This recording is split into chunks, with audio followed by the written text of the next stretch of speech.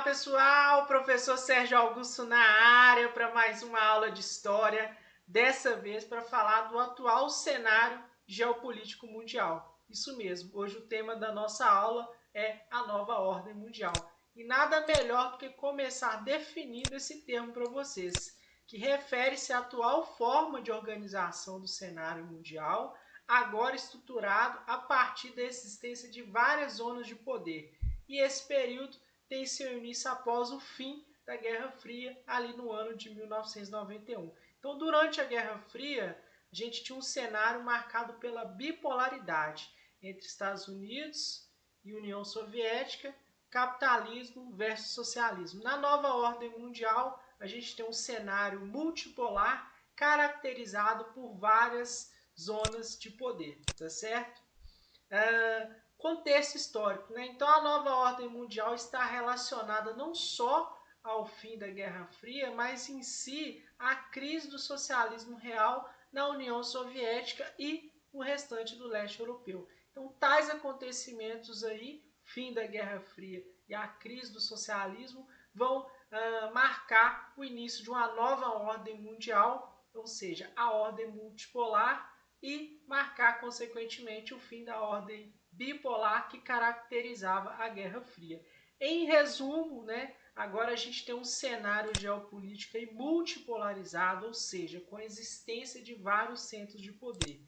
E aí a gente vai ter algumas mudanças em escala política, econômica e social. Do ponto de vista político, a crise do socialismo real. Do ponto de vista social, né, o que vai favorecer a emergência dessa nova ordem? A intensificação da miséria pelo mundo, a desigualdade social e a banalização da violência, que é o terrorismo, tema-chave do finalzinho dessa videoaula. E do ponto de vista econômico, a gente vai ter a negação da política de intervenção do Estado na economia, que vai ser substituída pelo neoliberalismo, que a gente vai tratar agora para vocês. E já definindo, né, o que é o neoliberalismo aí para vocês, trata-se de uma evolução do liberalismo clássico, aquele ali cunhado, né, e desenvolvido pelo pensador iluminista Adam Smith, onde o Estado assume uma função reguladora e assistencialista, ou seja, o Estado ele vai promover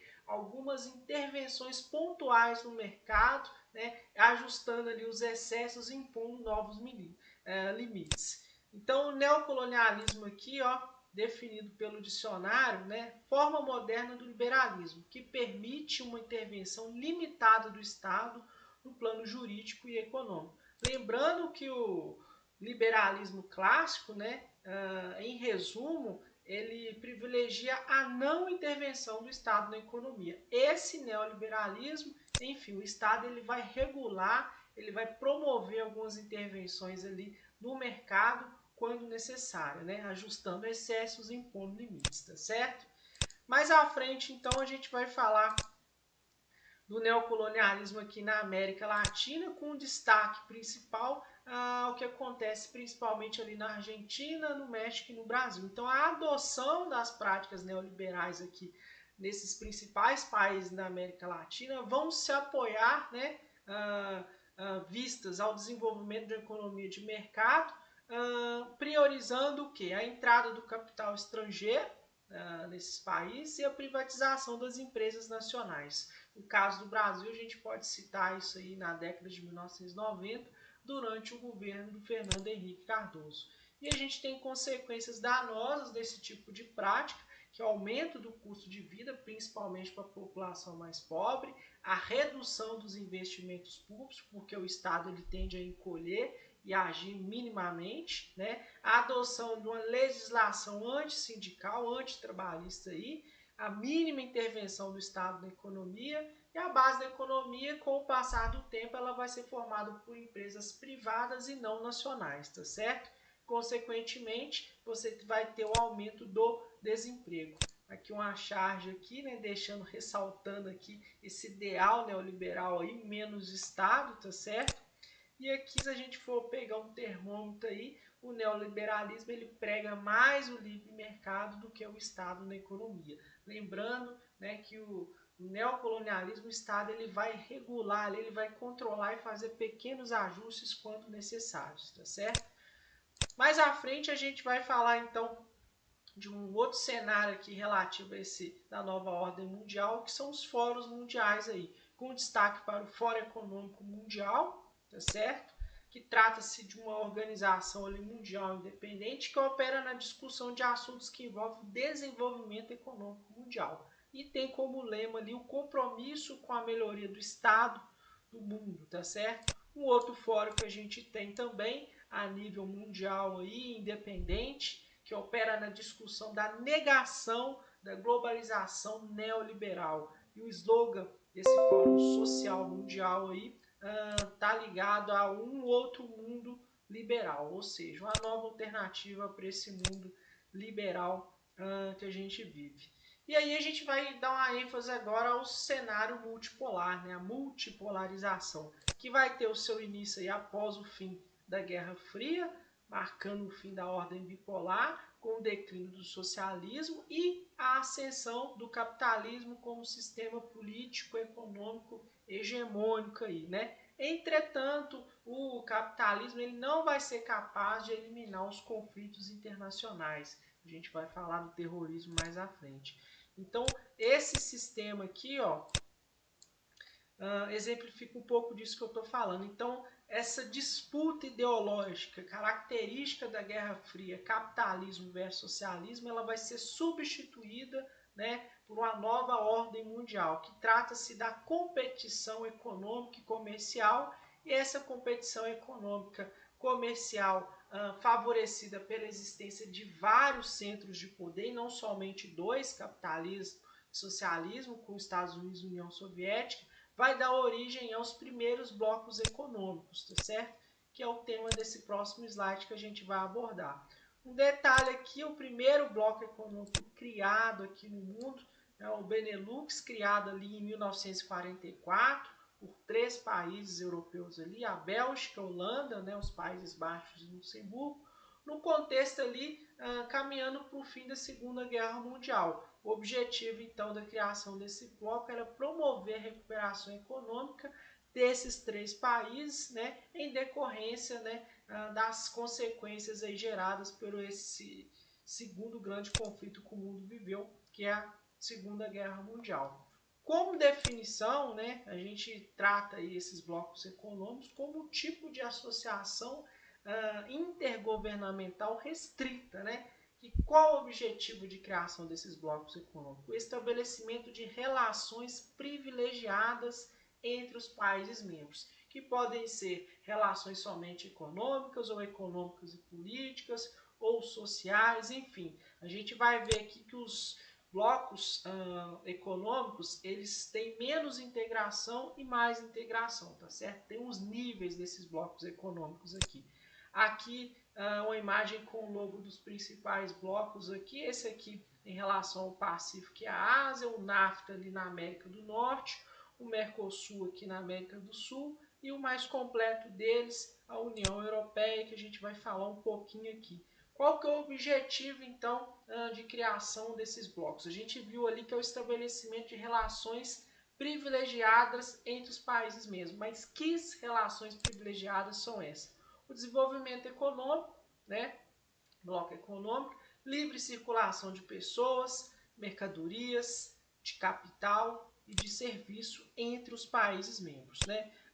Aqui o NAFTA ele tem um bloco econômico de nível de livre comércio, né? Só o livre comércio aí, produtos e serviços, esse bloco permite a circulação de pessoas, não. A gente sabe que tem uma barreira aí construída pelo Trump do México para os Estados Unidos, e o México, o Canadá e os Estados Unidos integram esse bloco. Então é só a questão de produtos e serviços. O Mercosul já está um pouco mais à frente, né? A União Aduaneira aí, vamos colocar aqui para vocês verem. Então, além de ter uma taxa, né, de eliminação ou redução de taxas alfandegárias, aí tem uma tarifa externa, mas mais do que isso, permite também a circulação de pessoas entre esses países. Então, basicamente, você só precisa aí de um documento de identidade, sem necessidade de passaporte, de visto, para transitar entre os países membros do bloco Mercosul. Já a União Europeia, o nível de integração maior que a gente tem aqui, tem tudo isso que a gente falou,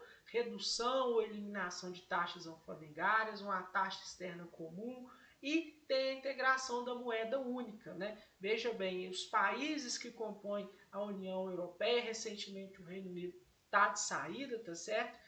Adotam o euro como moeda oficial. Então, no Mercosul, a gente não tem isso, tá certo? Então, por isso que a União Europeia é um tipo de bloco mais completo que a gente tem hoje na atualidade.